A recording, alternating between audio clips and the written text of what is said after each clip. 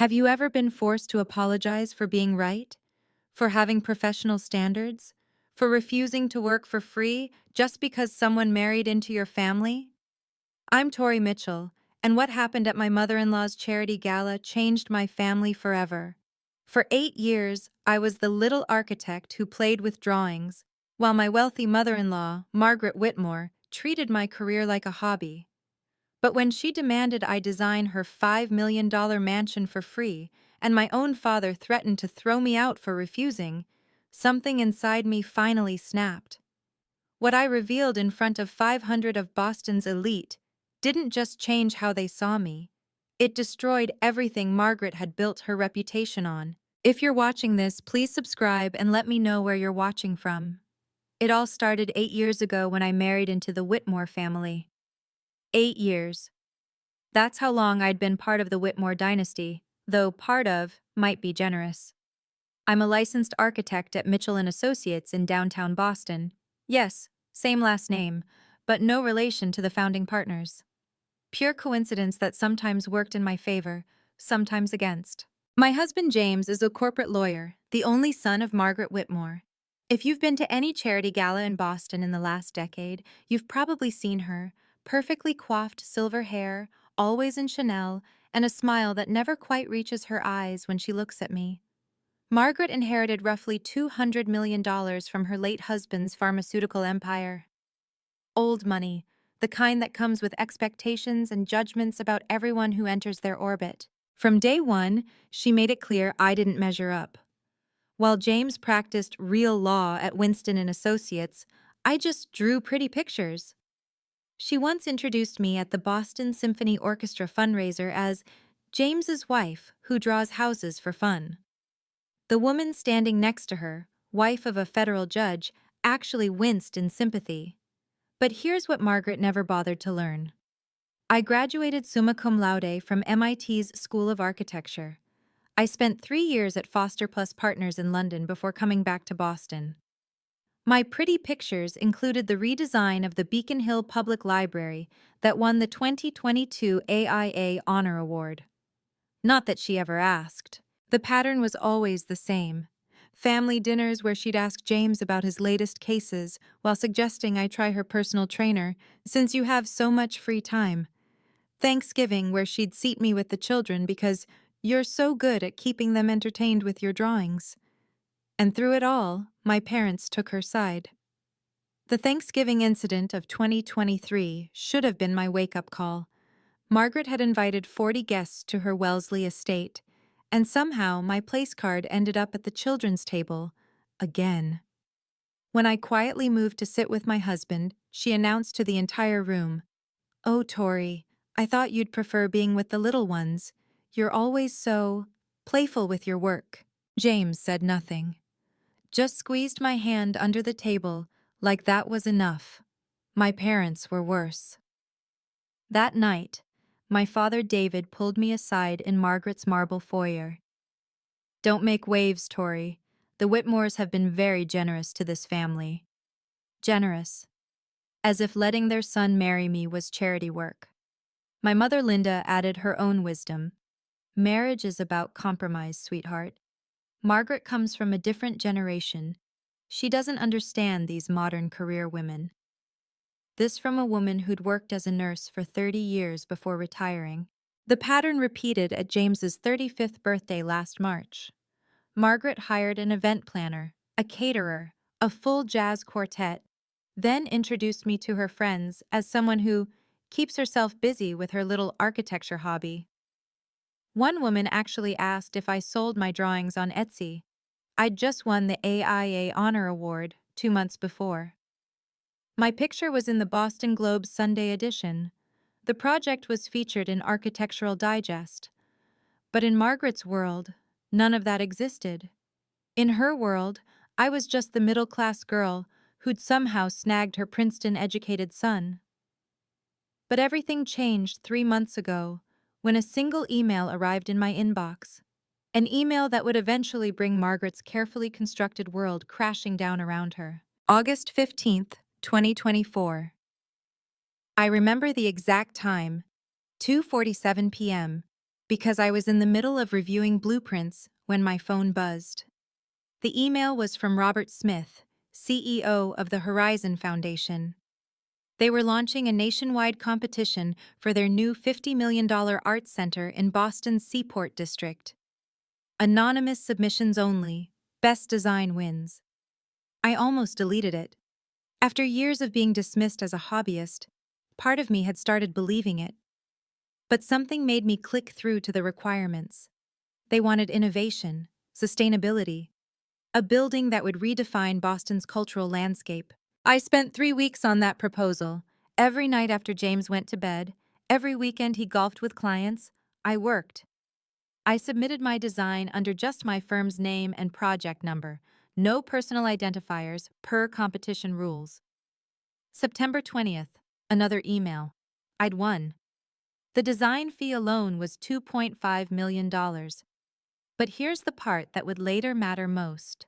Contract Clause 7.3 explicitly stated that the architect's identity would remain confidential until the public announcement on November 15, 2024, at the Foundation's annual gala. I signed that contract with shaking hands. For the first time in 8 years, I had something that was entirely mine, something Margaret couldn't diminish or dismiss. I told no one except James, and even he didn't grasp the full significance. "That's great, honey," he'd said, barely looking up from his laptop. "Just make sure it doesn't interfere with Mom's charity events." I kept every email from Robert, every contract revision, every piece of correspondence that proved this was my design, my work, my achievement. I had no idea then how desperately I'd need that proof. November 10th, 5 days before the Horizon Gala. Margaret called me directly, which should have been my first warning. She never called me without James as a buffer. "Tori, darling," she began, her voice dripping with fake sweetness, "I have the most wonderful opportunity for you. I'm building a new estate in Nantucket, 5 bedrooms, ocean views, the works. I immediately thought of you. You could finally design something significant." I felt a flutter of hope. Maybe she was finally recognizing my work. "That sounds like an amazing project, Margaret. My firm's rate for residential projects that size typically—" "Rate?" She laughed, that tinkling sound that meant someone was about to be put in their place. "Oh, Tori, family doesn't charge family, especially when you're not even that busy. James mentioned you've been home every evening this week." $5 million worth of construction. At least 6 months of design work. Free. "Margaret, I appreciate you thinking of me, but I can't take on a project that size without compensation. It wouldn't be professional." "Professional?" Her voice turned ice cold. "You want to charge me? After everything this family has done for you? I've already told the ladies at the club that my daughter-in-law is designing it. The Van Dorens are using that fancy firm from New York, but I said my Tori is just as talented.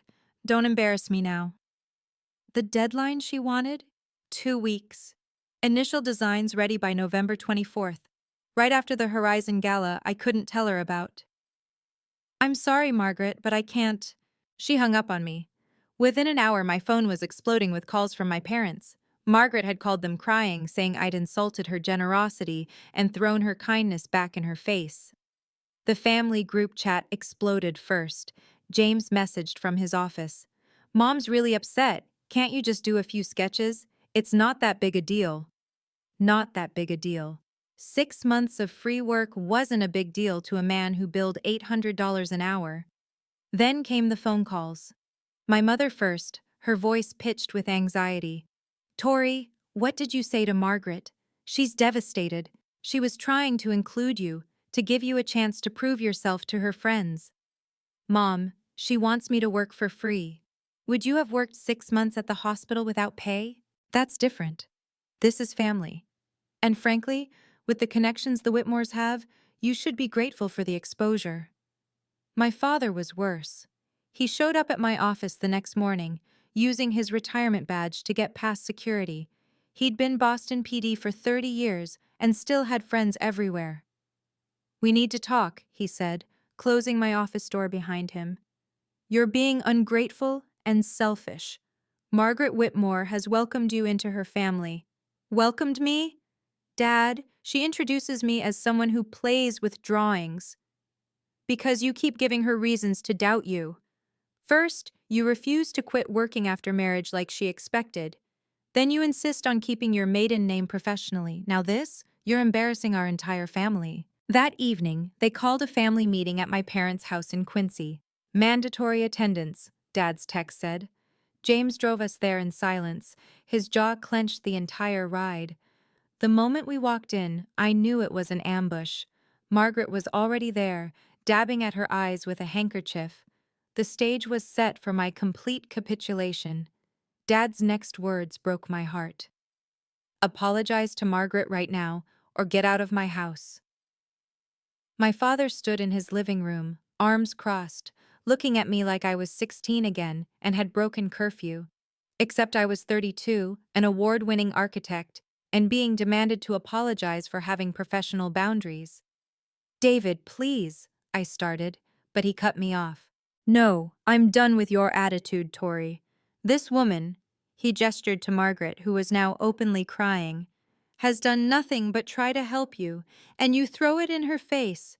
You've always been too proud, too stubborn, just like when you insisted on that expensive college instead of staying local." MIT, he was calling MIT, that expensive college. My mother sat next to Margaret, rubbing her back. "We raised you better than this, Tori. Family supports family. Margaret is offering you the opportunity of a lifetime, and you're spitting on it." I looked at James, hoping for any sign of support. He was studying his phone, avoiding eye contact entirely. "She wants 6 months of free labor," I said quietly. "Would any of you work for free for 6 months?" "You work from home half the time anyway," Margaret interjected, her tears mysteriously dried. "It's not like you're performing surgery or arguing cases before the Supreme Court. You draw on a computer. How hard could it be to draw my house while you're doing whatever it is you do all day?" That's when I understood. They didn't see me as a professional. They never had. To them, I was playing architect the way children play house. "Fine," I said, my voice steady despite the rage building in my chest. "I'll apologize, publicly, at your charity gala on the 15th. Margaret's eyes lit up. She had no idea what she'd just agreed to. If you've ever been told your career is just a hobby, or been expected to work for free because it's family, type "I understand" in the comments below. I see you, and your work has value, no matter what anyone says.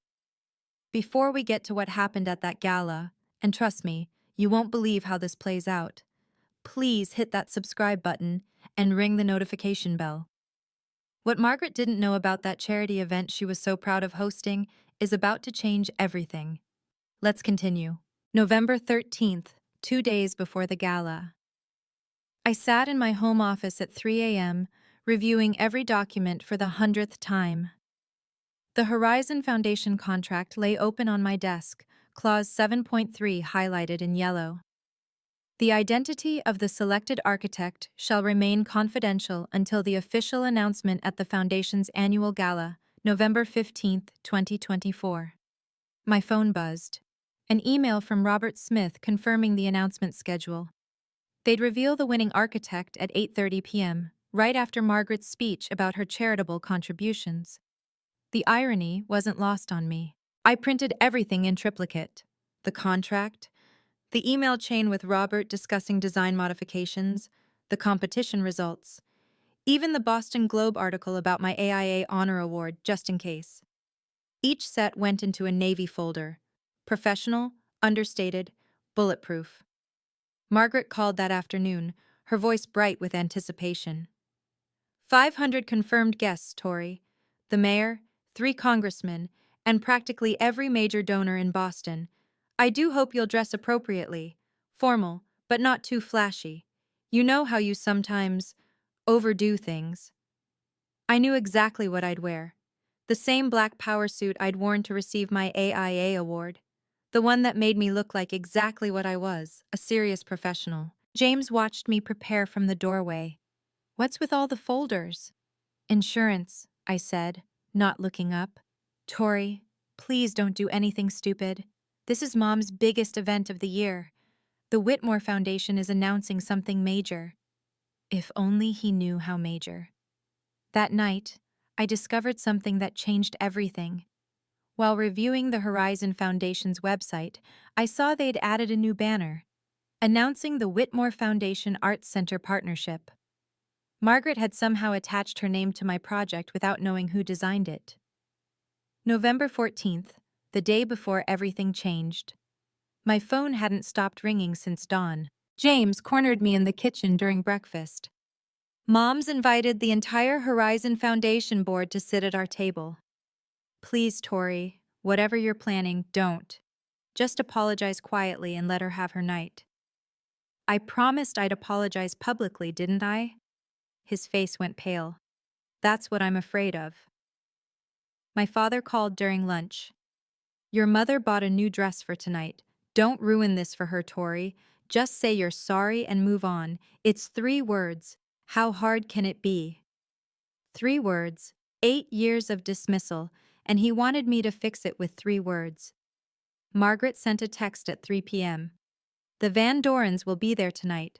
After you apologize, I'll introduce you as the architect designing my Nantucket estate. Try to sound professional. At 4 p.m., an unexpected email arrived from Robert Smith. Looking forward to tomorrow's announcement, the board is particularly excited to meet our winning architect. We've prepared a special presentation showcasing your design process. The mayor specifically requested to sit near you during dinner. I stared at that email for a full minute. Margaret had no idea she'd arranged her own public humiliation. That evening, I stood before my closet, running my fingers over the black suit.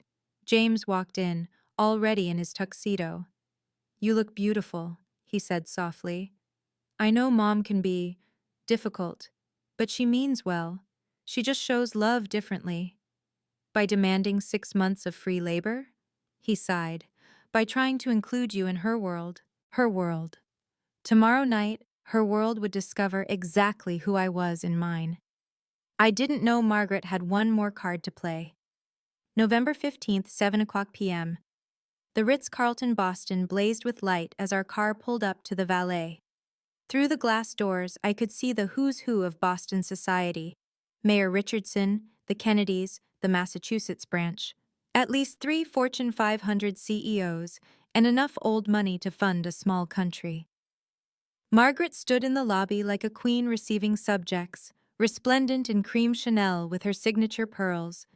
She air-kissed guests while subtly ranking their importance by the warmth of her greeting.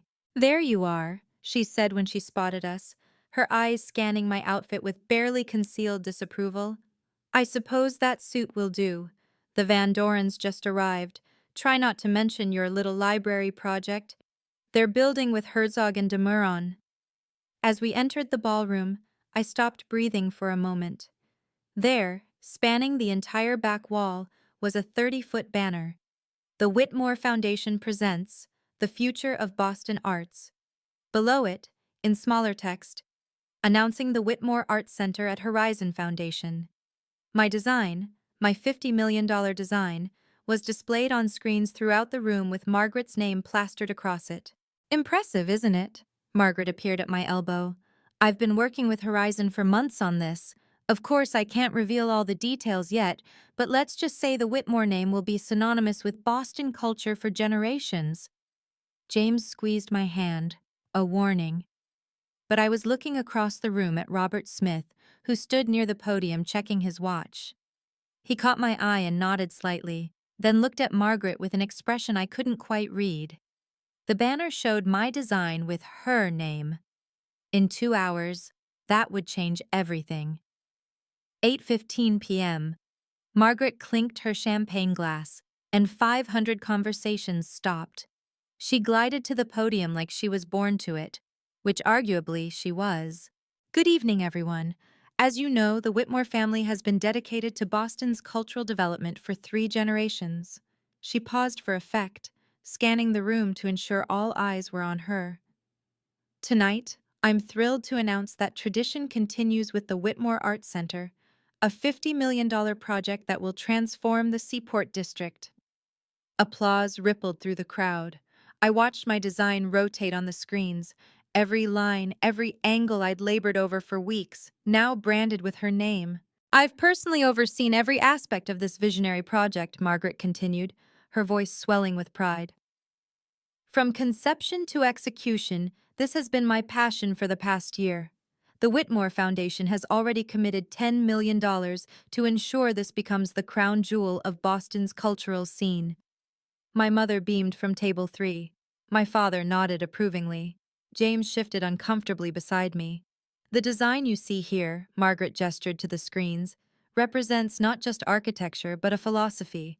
My philosophy of bringing world-class culture to our beloved city. That's when Robert Smith stood up from his seat at the Horizon Foundation table. He walked toward the podium with measured steps, his iPad in hand. Margaret smiled, clearly thinking he was coming to praise her. "Mrs. Whitmore," he said quietly, though the microphone picked up every word. "I believe there's been a misunderstanding. According to our contract, we need to announce the actual architect now. Clause 7.3 specifically states." Margaret's smile flickered but held. She had no idea what was coming. Then Robert Smith walked up to the microphone. "Thank you, Mrs. Whitmore, for that enthusiastic introduction," Robert said, his diplomatic tone barely masking his confusion. "However, I need to clarify something for our guests and apparently for you as well." Margaret's smile tightened. She stepped closer to the podium, trying to reclaim control. "Of course, Robert. I was just about to introduce our wonderful partnership. The Horizon Foundation ran a blind competition for this design," Robert continued, now addressing the audience directly. "The winning architect's identity has been confidential under Contract Clause 7.3 until this moment. Mrs. Whitmore, while a generous donor, was not involved in the design process." Murmurs rippled through the crowd. Margaret's face flushed, but she recovered quickly. "There must be some confusion. I've been working closely with the foundation." Robert pulled up his iPad, the contract clearly visible on the screen behind him now. "The architect bound by confidentiality until tonight is present in this room. Per our agreement, it's time to reveal their identity." Margaret actually stepped toward the microphone, clearly expecting Robert to say her name, or perhaps someone she'd hired. The room held its breath. "The lead architect for the Horizon Foundation Arts Center, who won our competition with a truly visionary design, is—" I stood up. The navy folder was already in my hand. "That would be me, Mr. Smith." 500 heads turned in unison. My mother's champagne glass slipped from her fingers, shattering on the marble floor. My father's face went from confusion to rage to shock in the span of 3 seconds. Margaret's carefully composed expression cracked completely. "This is ridiculous! She's lying!" But I was already walking toward the stage, my heels clicking against the marble with metronomic precision. "The actual architect is bound by confidentiality until this moment." The walk to that podium felt like a mile, but I kept my shoulders back, my stride confident. This was my moment, 8 years in the making. "Good evening, everyone," I said into the microphone, my voice carrying clear and strong. "I'm Tori Mitchell, Principal Architect at Mitchell & Associates, member of the American Institute of Architects. This project," I gestured to the screen still displaying my design, "commenced August 15th, 2024, when I won the Horizon Foundation's blind competition." I opened my navy folder and pulled out the contract, holding it up for the room to see. The official seal of the Horizon Foundation caught the light. "This is ridiculous!" Margaret's voice cracked as she grabbed for the microphone. "She's my daughter-in-law. She's just trying to embarrass me. She doesn't even have real clients." "Mrs. Whitmore," Robert interrupted gently but firmly, "I can confirm that Ms. Mitchell won our competition fairly. Her submission was extraordinary. We have the entire selection process documented." Gasps rippled through the audience. Phones appeared in hands, subtle at first, then openly recording.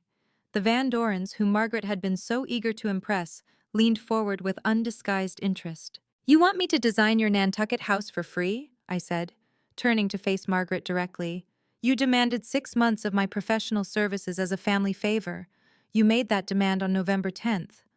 I pulled out another document. 4 days ago. Nearly 3 months after I'd already been working on this $50 million project. Margaret's mouth opened and closed like a fish out of water. Behind her, the screens continued to display my design, my name now appearing at the bottom as Robert updated the presentation in real time. Lead architect, Tori Mitchell, AIA. Robert connected his iPad to the main screen, and suddenly, the entire email chain was visible to 500 of Boston's elite. Ms. Mitchell's submission was selected unanimously by our board on September 20th. Every communication, every design revision, every timestamp is documented here. I pulled out the next document from my folder. This email, dated November 10th at 4:47 p.m., shows Margaret demanding I design her mansion for free because, quote, family doesn't charge family, especially when you're not even that busy. The crowd was no longer pretending to be discreet. The mayor's wife was openly filming. A reporter from the Boston Globe had her notebook out. Not that busy? I continued, my voice steady as steel. I've been working 60-hour weeks on your passion project, Margaret, the one you just claimed to have personally overseen. There's been a misunderstanding, Margaret stammered, her composure crumbling. I meant I oversaw the funding, the conceptual. Mrs. Whitmore, Robert interjected. You told the board last week that you had been intimately involved in the design process. That's why we allowed the Whitmore name on the center. Mayor Richardson stood up from his table. Ms. Mitchell, I remember your library redesign. Exceptional work. I had no idea you were behind this project as well. Thank you, Mayor Richardson. I'm particularly proud of the sustainable elements. The solar panel integration alone will reduce energy costs by 40%.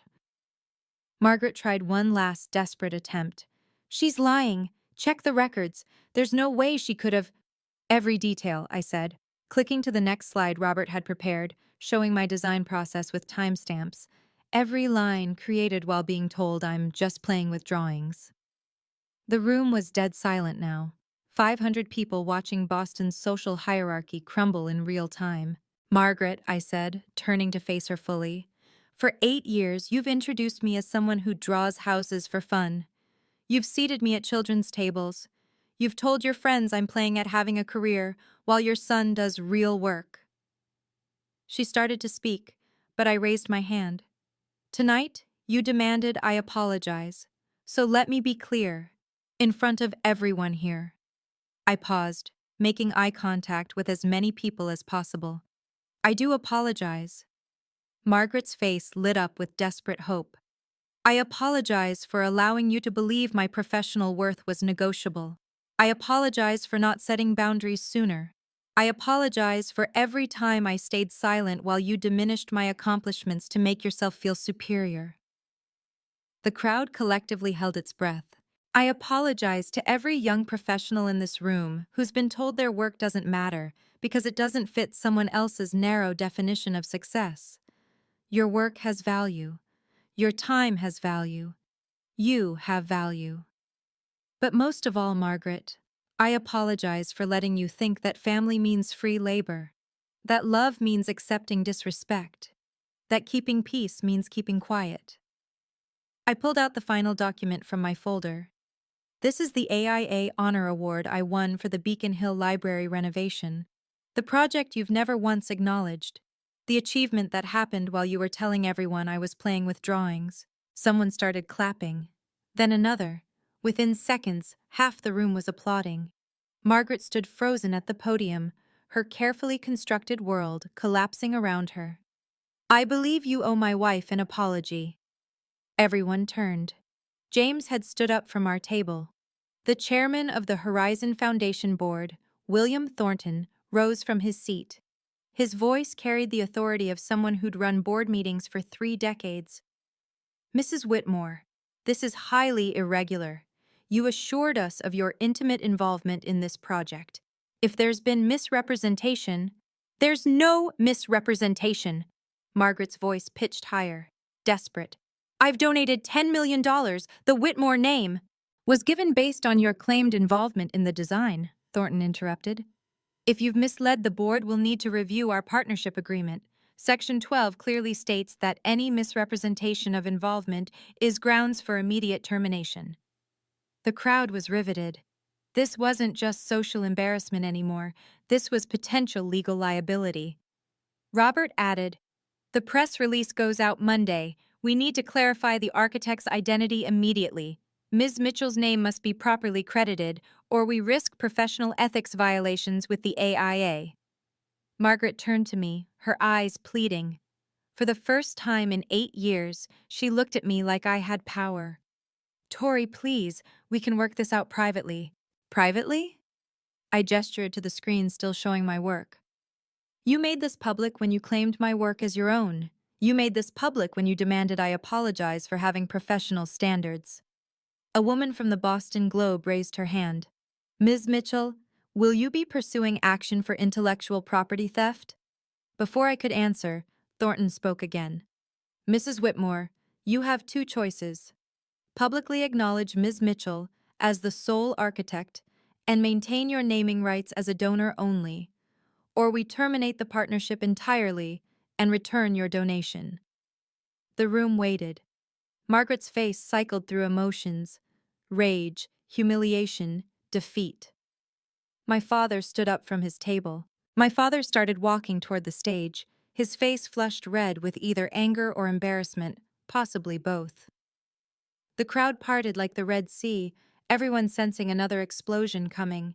He made it halfway before stopping. Maybe it was the 3 news cameras now openly filming. Maybe it was Mayor Richardson watching with raised eyebrows. Or maybe it was seeing his daughter standing on that stage, finally refusing to shrink. "Tori," he started, his voice carrying across the silent ballroom. "Not now, Dad," I said into the microphone. "For once, this isn't about what you think is best for everyone else." My mother grabbed his arm, whispering urgently. I could read her lips. "Not here, David, everyone's watching." For the first time in my life, I watched my father realize his own hypocrisy. He'd spent 30 years demanding respect as a police officer, but couldn't give his own daughter the same courtesy for her profession. That's when James spoke again, louder this time. "Mom, you owe my wife an apology. A real one. Now." Margaret turned to her son, shock written across her face. "James, you can't possibly—" 8 years, Mom. 8 years of watching you belittle the woman I love. I kept quiet because I thought keeping peace was more important than keeping faith with my wife. I was wrong." He looked at me, his eyes glistening. "I was so wrong, and I'm sorry." The Van Dorens were whispering excitedly. The mayor's wife had stopped filming, too captivated to hold her phone steady. Even the waitstaff had frozen, trays balanced in their hands. Margaret looked around the room, at the board members waiting for her response, at the cameras recording everything, at her son choosing his wife over her manipulation. Can you imagine standing in Margaret's designer shoes right now? 500 of Boston's most powerful people waiting to see if she'll do the right thing? What would you want her to say? Drop your thoughts in the comments below. If this story is resonating with you, if you've ever had to stand up to family members who didn't respect your worth, please share this video. Someone in your life might need to hear that their professional value isn't negotiable, not even for family. Now, let's see how Margaret responds when she has no choice but to face the truth. Margaret's apology, when it finally came, was barely audible. "I apologize for the misunderstanding about the design credits." "Louder, Mom," James said from the floor. "Everyone should hear this."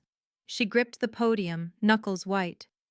"I apologize to Tori Mitchell for misrepresenting her involvement in the Horizon Arts Center project. She is the sole architect." Then she fled. The woman who'd never left a party before midnight, who lived for these gatherings, actually ran from her own gala in her designer heels. The sound of her footsteps echoed through the stunned silence. Within seconds, the room exploded. 3 different firms' representatives approached me with business cards. The Van Dorens wanted to discuss their new Cape Cod estate.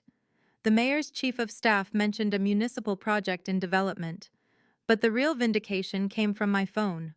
James showed me his screen. Someone had already posted a video on Twitter. Boston socialite exposed for stealing daughter-in-law's design had 50,000 views in the first hour. The Boston Globe reporter cornered me by the champagne table. "Ms. Mitchell, this is extraordinary. Would you be willing to do an exclusive interview about women in architecture and family dynamics in professional settings?" "Next week," I said, still processing everything. "Call my office." My office, where tomorrow I'd return not as someone who played with drawings, but as the architect of Boston's newest landmark. Robert Smith found me in the crowd. "Ms. Mitchell, the board is impressed by your composure. We'd like to increase your fee by $500,000 for the inconvenience and publicity challenges this has created." Around us, Boston's elite were already choosing sides. Some flocked to my parents' table offering hollow sympathy. Others made sure to catch my eye, nodding their approval. The next morning, my phone showed 47 missed calls from my father, 23 from my mother, 1 from Margaret, a voicemail I deleted without listening.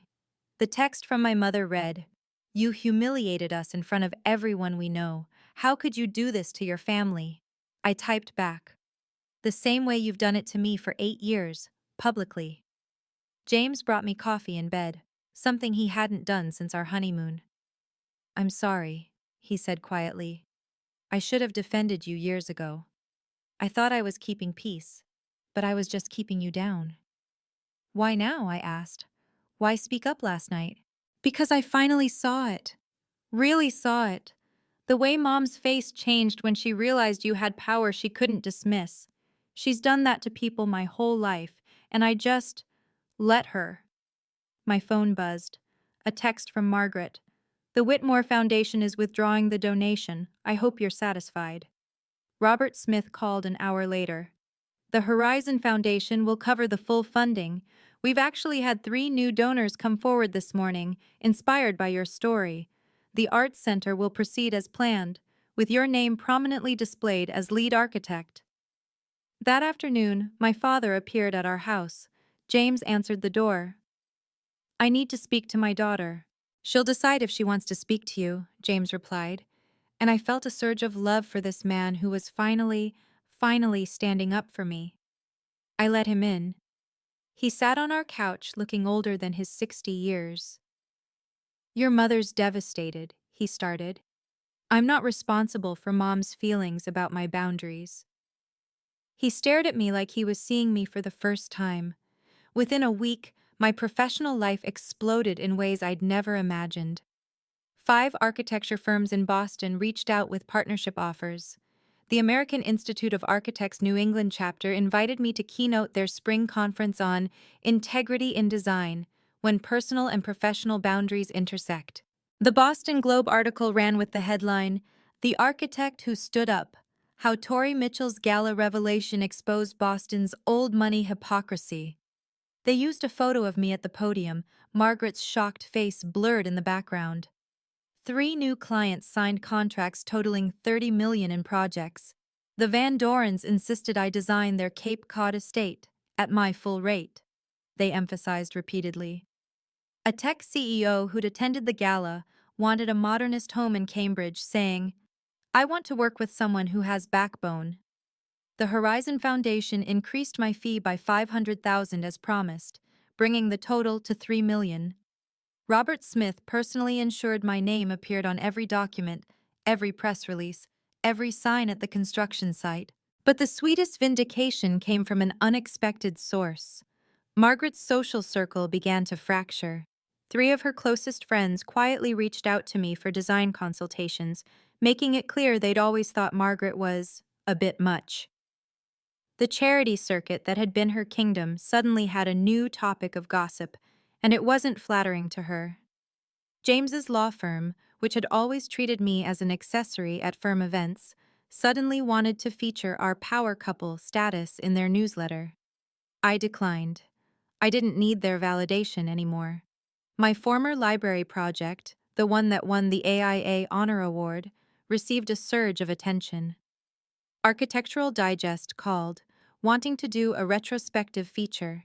2 weeks after the gala, I sent an email to my family, CC'd to James and my attorney. Yes, I'd hired one, just to make the point crystal clear. Subject: terms for moving forward. The email was brief but non-negotiable. 1.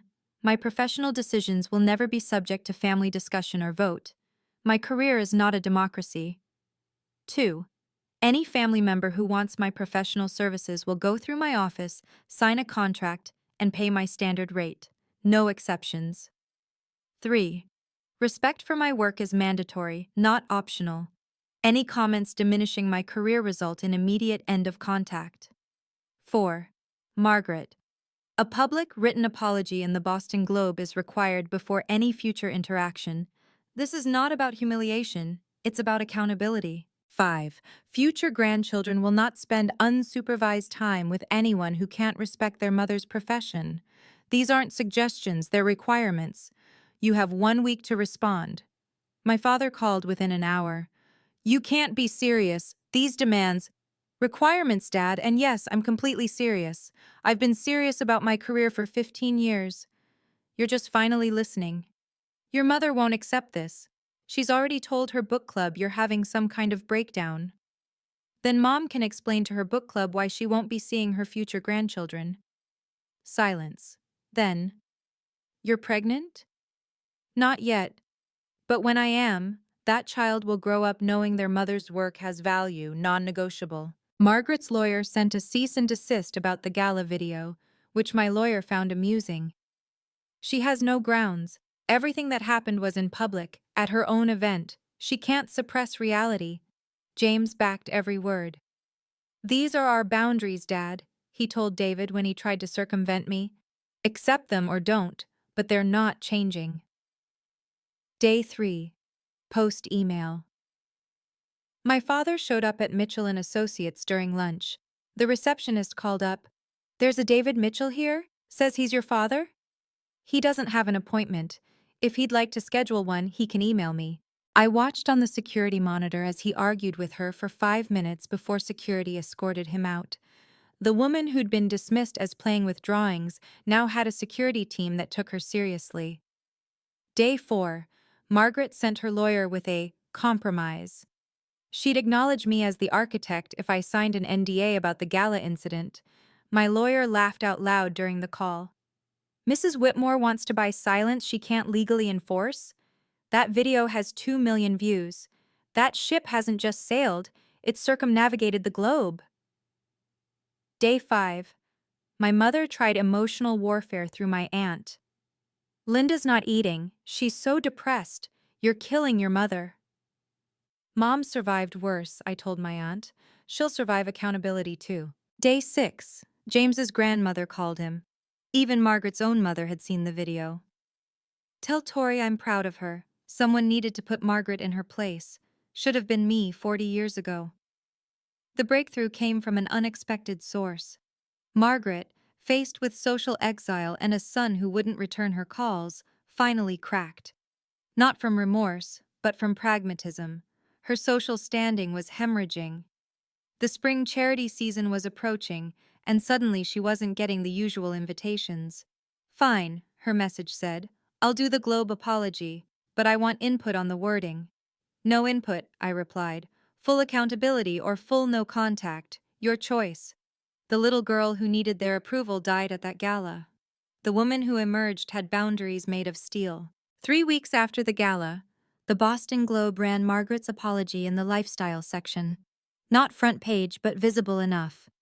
I, Margaret Whitmore, publicly apologized to Tori Mitchell for misrepresenting her professional achievements and taking credit for her architectural design of the Horizon Arts Center. Ms. Mitchell is an accomplished architect whose work stands on its own merit. I regret my actions and the lack of respect I've shown for her career over the past 8 years. 63 words that must have cost her more than the 10 million she'd withdrawn from Horizon. James read it over breakfast, shaking his head. It's not heartfelt, but it's public record. That's all I need, I said. Documentation. My mother called that afternoon. Are you satisfied? Margaret's humiliated. She can barely show her face at the club. She can show her face whenever she wants, Mom. She just has to do it with accountability. The real breakthrough came a week later. My father sent a text. I was wrong. You're not the daughter I raised. You're better, stronger. I'm trying to understand that. It wasn't an apology, but it was a crack in the wall. James started therapy to understand his role in enabling his mother. I thought I was being a good son, he told me after his third session. But I was being a terrible husband. The therapist called it toxic peacekeeping. Margaret maintained radio silence except for required family business. When she had to reference me, she used my full title. My daughter-in-law, Tori Mitchell, AIA. Every time, like swallowing glass, but she did it. The architecture community rallied around me. Women especially reached out with their own stories of dismissal, of being told their work was just a hobby, progress, slow, uncomfortable, but real. 3 months after the gala, we attempted our first family dinner. Neutral ground. A restaurant, public enough to enforce civility, private enough to talk. Margaret arrived in understated Armani instead of her usual Chanel armor. She sat across from me, maintaining eye contact for exactly 3 seconds before looking at her menu. The Dover sole is excellent here, she said to no one in particular. Thank you for the recommendation, Margaret, I replied, matching her formal tone. My parents sat stiffly, my mother clutching her purse like a life preserver.